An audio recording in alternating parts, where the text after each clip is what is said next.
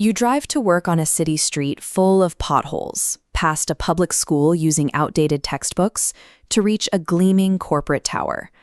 The people inside that building rely on those local roads to commute, and those local schools to educate their workforce. Yet, while you pay 20 to 30% of your income in taxes, the multinational corporation that owns that tower often pays zero.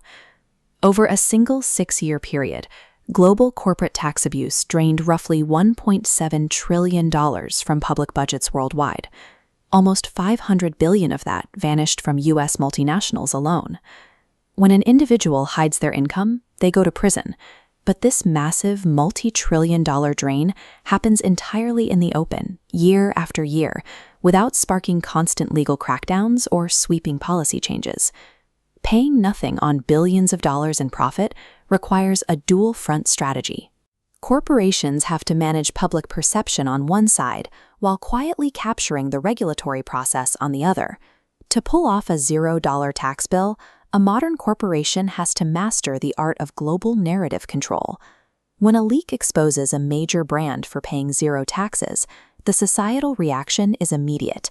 Protesters hit the streets, news anchors demand answers, and politicians promise to hold executives accountable. To understand this, look at the effective tax rate. The statutory rate is the official percentage. The effective rate is the actual percentage paid after loopholes. During public outrage, companies temporarily report a higher effective rate. When protests quiet down, it plummets. The focus now shifts to the closed-door legislative meetings, where the real financial warfare happens. In these rooms, politicians engage in what economists call the rate revenue illusion. Lawmakers boast to voters about maintaining high corporate tax rates to look tough on big business. But behind the scenes, lobbyists are pushing for base narrowing. This quiet tactic changes what counts as taxable income. This chart from the EU Tax Observatory tracks corporate tax reforms. The dominant blue line shows base narrowing measures far outstripping changes to the actual tax rate. This strategy works. Researchers estimate base narrowing alone accounts for 24% of the rapid decline in taxes paid. A high official tax rate means absolutely nothing if lobbyists have systematically shrunk the pile of money it applies to. Recently, 147 countries gathered at the Organization for Economic Cooperation and Development, or OECD, to finalize Pillar 2, a historic global minimum corporate tax. Multinational corporations didn't launch public ad campaigns. Instead, they flooded the OECD with thousands of highly technical public comments, burying regulators in complex data.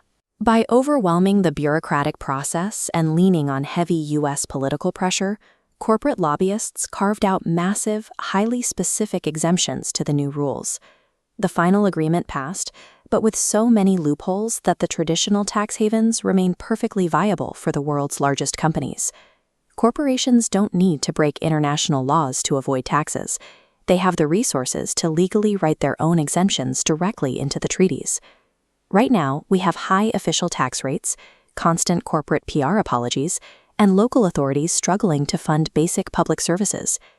Naming and shaming on social media, street protests, and highly publicized international treaties have struggled to slow the $1.7 trillion drain on global resources.